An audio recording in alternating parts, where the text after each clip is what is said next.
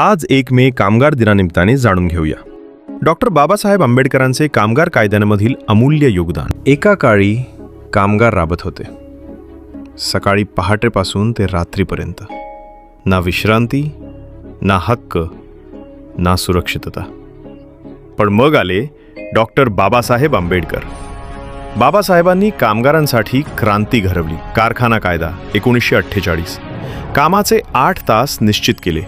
किमान वेतन कायदा 1948, प्रत्येक कामगाराला न्याय मिळवून दिला। गर्भावस्था लाभ कायदा 1956, महिला कामगारांच्या मातृत्वाचा सन्मान केला। कर्मचारी राज्य विमा योजना 1948, आजारपणातही सुरक्षिततेचा आधार दिला। आणि कामगार संघटनांचा हक्क भारतीय संविधानात कोरला। आज आपण जेव्हा सुट्टी घेतो, जेव्हा किमान वेतनाचा हक्क मागतो, तेव्हा प्रत्येक वेळी आठवा, हा प्रत्येक हक्क बाबासाहेबांनी आपल्या रक्ताने, घामाने आणि बुद्धीने लिहिला आहे। जय भीम।